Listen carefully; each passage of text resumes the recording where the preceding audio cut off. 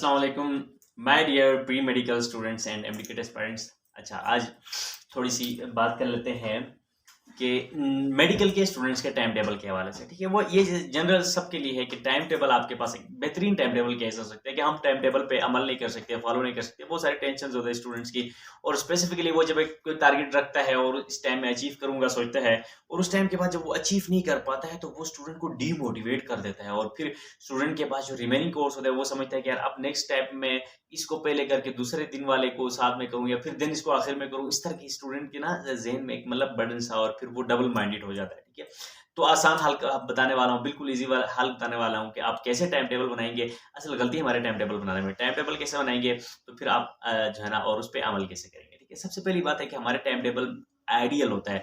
और मेडिकल के student, FSc के स्टूडेंट्स को तो पता है कि यार केमिस्ट्री और सारी चीजों में आपने पढ़ के आया, आइडियल कंडीशन दुनिया में कहीं भी अचीव नहीं हो सकती, ये रियल कंडीशन नहीं होती। ठीक है, तो हमारा टाइम टेबल आइडियल होता है। कैसे आइडियल? फॉर एग्जाम्पल बहुत बहुत सारे बच्चों ने बताया कि 9 से 9:40 तक फिजिक्स। ठीक है, तो उन्होंने बड़ी 2-3 मिनट देखो, 9:40 के बाद 9:45 पे बायोलॉजी, पहली बात तो उन्होंने 5 मिनट दी है। ठीक है, ये तो आइडियल कुछ भी नहीं हुआ। तो अब आप स्टूडेंट हो, देखो अब आपकी लाइफ में देखो, अब आपके पास हो सकते हैं पाँच, एक टॉपिक क्लियर नहीं हुआ 40 पे, तो आप 5-10 मिनट और भी लगा सकते हो, क्या पता वो भी हो सकता है। अच्छा, ऐसा भी हो सकता है आप स्टडी के दौरान कोई आपको बुला भी सकता है, तो बुलाया तो 10-15 मिनट उधर गए, तो आपकी 40 मिनट की तो स्टडी तो नहीं होगी ना। कोई बुला भी सकता है आपको, ठीक है, कि यार कोई काम आ जाए, कोई मामा पापा कोई काम के लिए बुला सकते हैं, या कोई कॉल आ सकती है, जो व्हाट्सएप पे बिजी हो सकते हैं, कुछ भी हो सकता है। ठीक है, और इसके अलावा इंसान का ज़हन भी आइडियल नहीं है कि जिस स्पीड से आपने बुक खोला था, आपकी बुक, आपके ज़हन ने पहले 5 मिनट में 10 टॉपिक समझ लिए, मिसाल देता हूँ, तो ज़रूरी थोड़ी कि अगले 5 मिनट में भी 10 समझ गए। ग्रेजुअली ग्रेजुअली इंसान का दिमाग भी जो है ना थोड़ा काम करना, मतलब हर कोई भी चीज़ ना आराम आराम से काम करना स्लो हो जाता है, ये होती रहती है।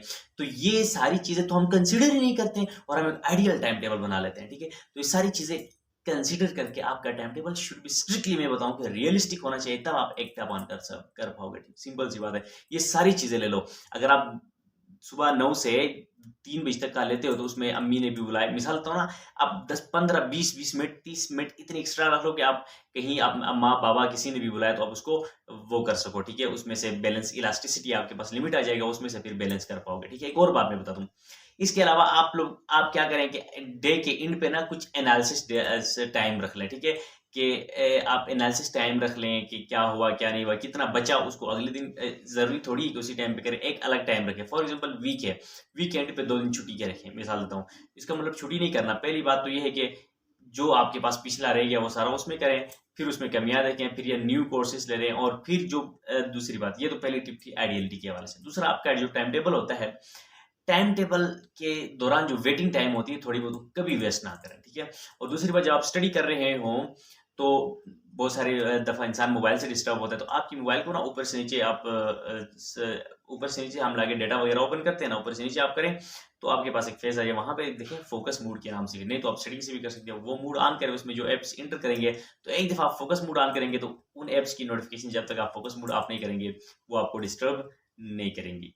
ठीक है, तो ये बात होगी, और ये कुछ बातें थी। इसके अलावा आपके पास जो है ना, जो टाइम टेबल में हम काम इसके अलावा जो टाइम टेबल आप रखेंगे उसमें जो चीज़ें हैं ना बेसिस पे रखनी है कि जो है ना प्रियोरिटाइज करना है, कि प्रियोरिटीज के हिसाब से। ठीक है, कि सबसे पहले वो चीज़ रखें। देखो, 3 चीज़ों के हिसाब से, एक इंपॉर्टेंस के हवाले से, एक प्रोडक्टिविटी और अर्जेंसी। ठीक है, सबसे इम्पोर्टेंट देखो, देखें कि चीज़ कौन सा चीज़ कितना अर्जेंट है और उसकी प्रोडक्टिविटी क्या है, इंपॉर्टेंस आखिर में देखो। इंपॉर्टेंस और प्रोडक्टिविटी में क्या फ़र्क है मैं बताता हूँ, छोटी सी। अब फॉर एग्जांपल एक चैप्टर है एनिमेलिया, ले लें एग्जांपल। ठीक है, इंपॉर्टेंट चैप्टर है, 3-4 2-3 एमसीक्यूज तो डन इससे आते हैं। ठीक है, तो इंपॉर्टेंट है ना सारे एमसीक्यूज, लेकिन इसकी प्रोडक्टिविटी कम है। क्या मतलब कि आप इस चैप्टर को करने में आपके 2-3 दिन, बहुत सारे स्टूडेंट्स के 2 दिन लग जाते हैं, बहुत सारे के 3 दिन लग जाते हैं, बहुत सारे मतलब स्टूडेंट्स होंगे जो ज़हीन बच्चे होते हैं वो एक दिन में भी कर लेते हैं, कुछ आधे दिन में भी कर लेते हैं।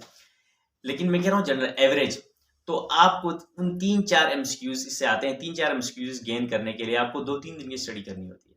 लेकिन उससे कंपैरेटिवली आपके पास बहुत सारे ऐसे चैप्टर्स भी हैं, फॉर एग्जांपल एंजाइम है, कोई हर बंदा कोई आधे दिन से भी कम में वो कर लेता है, लेकिन उससे 1-2 एमसीक्यूज डन आते हैं। तो देखो, कम टाइम में ज़्यादा, इसी कितना इसकी प्रोडक्टिविटी ज़्यादा है। ठीक है, और दूसरी इंपॉर्टेंस, प्रोडक्टिविटी और अर्जेंसी, कौन सा कितना अर्जेंट है, इन बेसिस पे आप अपना टाइम टेबल जो है ना हमेशा प्लान करें। तो इंशाल्लाह आपका टाइम टेबल ज़रूर बिल्कुल 100% और ज़बरदस्त किस्म का टाइम टेबल होगा और प्रॉफिट वाला प्रोडक्टिव जो है ना आपका टाइम टेबल होगा और इसके अलावा इंशाल्लाह आपको फॉलो करने में भी कोई मसला नहीं होगा।